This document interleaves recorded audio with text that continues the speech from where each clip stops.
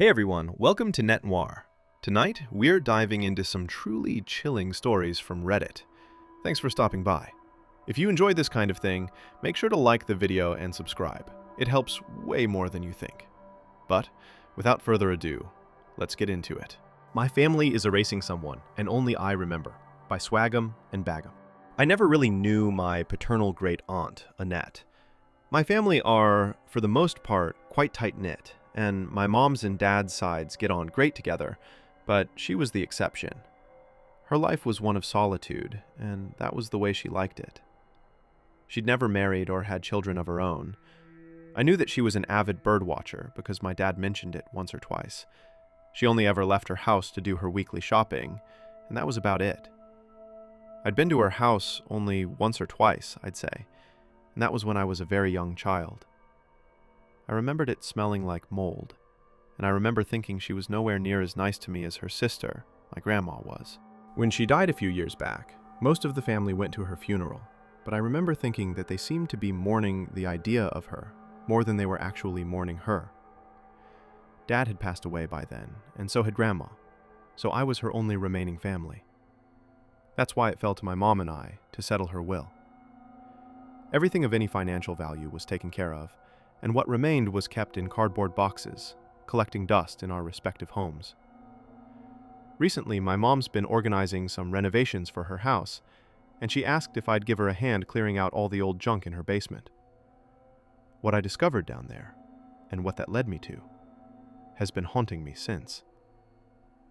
I just need to get it out somewhere. When I went over to get the job done, I had the day off work, but my mom didn't. She'd given me a spare key the day before so I could get going sooner rather than later and have everything ready by the time she was home. For 2 hours or so, I was just hauling up broken kitchen appliances, old toys of mine, that sort of thing, deciding what could be thrown in the trash right away and what should be left for Mom to consult. I didn't mind the job at all. There was a pleasant nostalgia to a lot of the things I was unearthing down there. Once I'd all but finished, I came to a small cardboard box sitting in the far corner of the basement that had my great-aunt's name on it in Sharpie. I took it upstairs, like I'd done with all the other boxes, satisfied that the job was done. Since I had nothing to do now other than wait for Mom to arrive, I figured I'd have a look inside, since it had been quite a while since I'd even thought of Annette. The box had felt packed full when I was carrying it, so I was expecting a lot of random knickknacks. But instead, all that was in there was a very thick photo album, with the title, Family. The thought of poring over old, possibly new-to-me family photographs filled me with a sentimental kind of excitement. Though I did think to myself absently that it was more than a bit surprising Annette seemingly had so many family photographs, given how reclusive she was in life. I opened the album, and that's where things started to get odd. Really, really odd. For a start, I'd never seen any of the photos before. Not a single one. They were all of family gatherings, holidays, birthdays, normal stuff. But in every single photo, one person is always missing. Not blurred or out of frame, mind you, but simply absent. An empty space between two people where a third should be. Arms draped over invisible shoulders. A spot at a dining table with a plate of food steaming, but no one sitting before it. My first thought was that maybe Annette had a specific grudge against someone in the family, and she'd gotten some super-skilled Photoshopper to erase them from the album. It was hard to imagine her knowing what Photoshop even is, but it was the only explanation I could come up with. The trouble with that, though, was that I was pretty certain I could see everyone in our immediate family at least a few times throughout the pictures. When Mom arrived, I asked her what she thought. She told me it must be her own cousin, that she'd always thought Annette didn't approve of him on account of him being gay. Sure, I'd met my mom's cousin Anthony a few times, but would he really have been in the original version of every single one of these photos? Mom seemed very adamant on her theory, so I didn't challenge her on it. I dropped the subject, since we still had all the other stuff from the basement to sift through, but it never left the back of my head. Something just wasn't right about it all. Once we'd sorted everything into a keep and dump pile, Mom invited me to stay for dinner, which I would never say no to. Before I said goodbye, I asked her if I could take the album for a little while. I made up some reason about wanting to copy some of the photos or something. She didn't mind at all. Over the next few days, I continued to puzzle over the album. I asked other people in the family what they thought about it. However, everyone I asked had contradictory, fiercely held memories about who it was, some making even less sense than others. My Aunt Emma insisted it was her Uncle Jeffrey. My third cousin Nathan swore it was one of his exes. A few people claimed it was various in-laws. They all remembered the events of most of the photos vividly, but no two people I asked believed it was the same face missing from them all. I noticed something else around then, too. In the majority of the photos where I appeared as a child, I looked terrified, staring directly at the empty space where a person should be. This whole thing was starting to get to me more than I'd like to admit. I was losing sleep over it, and when I did sleep, I kept having the same dream, where it's a family picnic, and I'm playing catch with a smiling man whose upper face is a blur of light. One night, I jolted awake with a name on my lips. Arnold. But there's nobody in my family called Arnold. I was determined to get to the bottom of it. So, I decided to have a look in my own basement, to see if I had anything else belonging to Annette sitting around. After spending what felt like an age searching through boxes of Christmas decorations, buckets of paint, and gardening tools, I finally landed on a similar box with Annette's name on it, hidden behind my broken mini-fridge. When I opened the cardboard box, a pungent smell of chewing tobacco and pond scum exploded out at me. I've got no idea how an odor like that could have stewed in that box for years and still be so strong. All I could see in the box were layers of bubble wrap, and what's worse is that I knew that smell. Smelling it now, I was hit with a flood of memories that I've tried for a long time to bury. This was back when I was about 10 years old. My best friend at the time was a kid called Lucas. I don't have any contact with him these days. His family moved to Canada less than a year after this time. But anyway, something we used to do to occupy ourselves over the summer was play ding-dong ditch around my neighborhood. It was a ton of fun for us to take turns hiding behind trees and cars while the other knocked on someone's door and then ran. And my parents were well liked in the area, so if I did get caught, people tended to just laugh it off and tell me not to do it again. Lucas lived past the outskirts of our town, though, down past some country roads, so we couldn't really do it over there. Usually, my parents trusted me enough to let me walk over myself if I wanted to hang out there. There was only one house I'd pass by on my way, and the front yard always seemed to emanate that putrid stench, chewing tobacco and pond scum. It was a pretty normal-looking house, all things considered, but something about it just always put us on edge. There was never a vehicle parked in its driveway. One day, Lucas and I had stolen one of his dad's beers and split it, so we were feeling like real daredevils. That's right, Lucas dared me to play ding-dong ditch at that house. I told him that would be a piece of cake. He hid on the left side of the house while I swaggered up to the door. Almost as soon as I knocked on the door, a man opened it. It was as though he'd been waiting there, knowing I was coming. The man looked normal enough, bald and with a tight gray beard, but his eyes just didn't look right. Big and dark, like those of an animal. He was wearing a suit, which struck me as odd too, and his lips were bleeding in a few places, like he'd bitten into them. I panicked to think of a good reason for knocking while he just stared at me. "It's too late to pick another door," he said in a deranged-sounding voice. Looking behind him, I could see how strange the house was on the inside. The man had the lights turned off, but I could see a grandfather clock behind him that was missing its arms. The floorboards were painted a strange shade of blue, and I could hear music playing from somewhere deeper inside. "Reelin' in the Years" by Steely Dan. I only recognized it because it was one of my dad's favorites. "What?" I stammered. "Yes," he said, smiling fervently. "You go up to their door and knock on it. Knock, knock. Just like that. Knock, knock. Let me in." He mimed knocking on a door by rapping his cold knuckles on my forehead lightly. I didn't like that one bit. Then, as my eyes adjusted more to the darkness of the inside of the house, I realized that there was a swarm of buzzing bees in there. I've got no idea why they weren't trying to get back outside. It was all just too weird. I wanted to leave. "You've been a nosy boy," the man whispered, still smiling. "A bad, bad, nosy, little, naughty, nosy boy." "I'm sorry," I tried to say, But the man instantly lost his smile and leant forward, screaming straight into my face like a wild animal, hurling spit at me. His breath reeked of cough syrup, like he'd been drinking it by the bottle. I'd never been more scared in my life.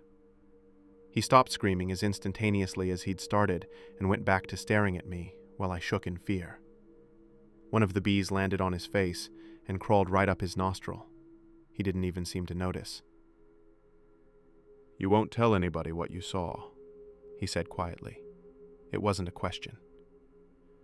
"Because if you do, I'll creep into your room late at night when you're asleep and slit your throat." That's too much. I think I pissed myself. That was when the man slammed the door shut, and I ran away for my life. Lucas seemed to have already done so. I didn't blame him. I ran all the way home. Even at that age, I had enough sense to know it was always better to tell someone when it's this serious, so I told my dad what happened. I've never seen him look so angry and scared at the same time. He asked me what house it was and called the police to tell them some meth addict had threatened to kill his son. Later, we were informed that the house was between owners at the time. There shouldn't have been anyone in there. The police continued to patrol the area for a while, but they never found that man, and I never played Ding Dong Ditch again. Going back to Annette's box, I pulled out the bubble wrap to find only a few things in there. A VHS tape, a singular photograph, a pair of binoculars, and a notepad with a watercolor of a robin on the cover. I figured it must have been related to her bird watching, and I opened the notepad, expecting to see a list of birds she'd seen on different dates. But not at all. On every page, there were sketches of complex geometric patterns and shapes. I was baffled. Then I noticed something strange about the binoculars, too. I peered into them to confirm my suspicions. The lenses had been painted entirely black. You couldn't see anything at all. None of this made any sense. I could only assume that Annette had been developing dementia. The photograph didn't have any missing person for a change, at least as far as I could see. It was of me and my mom sitting with Mr. Carter and his son Miles. Me and Miles seemed to be around 7 in the picture. Mr. Carter was my Uncle Trevor's best friend, so we'd see him at family events every now and then. I don't really remember Miles very well, but I remember us getting on fine. Mr. Carter died in a car accident, not too long after this picture must have been taken, as it happens. Miles got taken into a foster home, and I don't really know what happened to him after that. The only thing left to do was check out the VHS tape, so I dug through my things until I found my old VHS player. I was hoping this would help somehow, but it didn't. The VHS had just one short home video. It's of one of the gatherings from Annette's photo album. The family is all there at a picnic, laughing happily. And there, clear as day, laughing along was that man I saw as a child at this strange house. Just looking at him again made the hair on my arms stand up. He seemed more normal here. No bleeding lips, no suit. Just getting along happily with the rest of the family.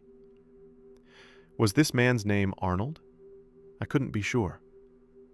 Then the camera panned away for a second to a child crying inconsolably. I recognized the child as Miles. He looked the same age as he was in the photograph earlier. When the camera panned back, the man was gone. The family didn't react. They continued laughing and talking as if he was never there. Since then, I've tried to show the VHS to the people in my family I'd spoken to. Their reactions were absolutely bizarre. When I showed my mom, she got irrationally angry and told me to never show her that again. I'd invited her over for lunch, but she just left. I'd never even seen my mom remotely annoyed at me for years, but she was furious. She wouldn't answer any of my calls. I took a video on my phone of the tape and sent it to some other family members. I didn't get a response from any of them. My cousin Nate even blocked my number. I'd always thought we were a family of straight talkers. I don't understand why that was changing. The only thing I could think of to do was talk to Uncle Trevor. Whatever all of this meant, Miles seemed to be tied to it. Trevor was my best connection to Miles. I sent him the video of the tape. After a while, I got a call from him. That gave me hope. He was the only person so far who didn't immediately avoid me. We talked for a while. He told me he had no idea who the man in the video was. I asked him if the name Arnold meant anything to him, but he said no. What he did tell me, though, is that he heard Miles ran away shortly after the foster system placed him with a family. He was never found. That was all he knew. I got him to tell me what foster home he was in, and thanked him for his help before saying goodbye. The next day, I contacted the foster home over the phone. I got put on hold for a long time, and instead of the usual elevator music you hear on hold, I heard Dirty Work by Steely Dan. That bothered me a lot, even though I've always liked their music. Eventually, I got to speak to a weary, elderly-sounding social worker who seemed to barely remember the case. The conversation was full of half-remembered details and dead ends. She told me she couldn't find a full file on Miles, but she did have an old, partial log entry. It wasn't digital. It was a photocopy of 2 handwritten notes. She said she would type them out for me and asked for my email so she could send them on. I agreed and she hung up. Later that day, I received the email. The email confirmed Miles was placed in the foster system. Then it contained 2 notes, which I'll give you here verbatim. 12th of April, 2002. Follow-up call to foster home. Mrs. Peterson states Miles has been quiet, no trouble. Says he spends a lot of time alone in his room. Claims he has an imaginary friend he talks to. Scheduled home visit next week. The next entry was from a different social worker, dated a month later. Case file update. Foster family reports Miles ran away. No belongings taken, no signs of struggle. Police report filed. Case status, inactive. I still don't know what to make of it, but it was clear at this stage that what was going on, Miles was involved. I just couldn't understand why I was the only one who seemed to be aware of it. The next day, I went back to watch the VHS tape again, to see if there was anything I hadn't picked up on. But somehow, the video had changed. That man wasn't in it at all anymore. Miles was playing happily with me and the other kids. I couldn't believe my eyes. It's like the more I tried to remember and understand, the more the world revolted and covered it all up. I spoke to my family again. Now they were all denying the existence of Mr. Carter and Miles, telling me they didn't know who I was talking about at all, even Uncle Trevor. I argued desperately over the phone with him. How can you not remember him? I shouted. He was best man at your fucking wedding! He denied that too. Told me that my father was his best man.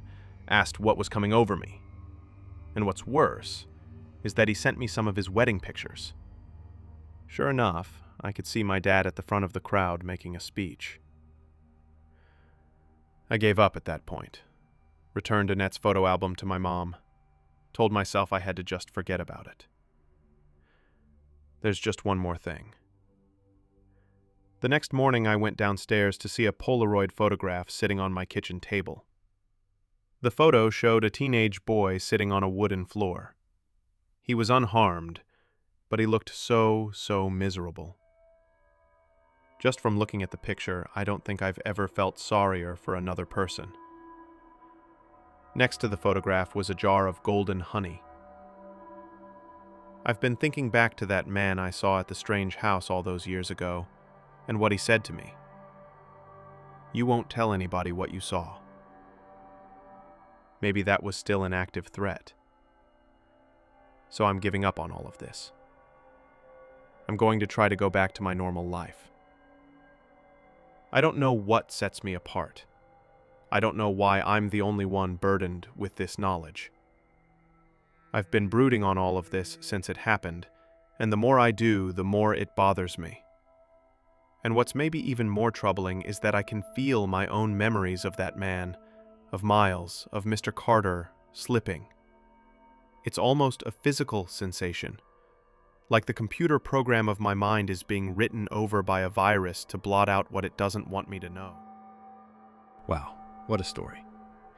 If you've ever had something like this happen to you, drop it in the comments. I'd love to read them.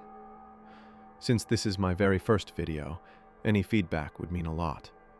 And of course, If you enjoyed this, please consider liking and subscribing. It really helps more than you'd think, and it lets me keep making videos like this for you.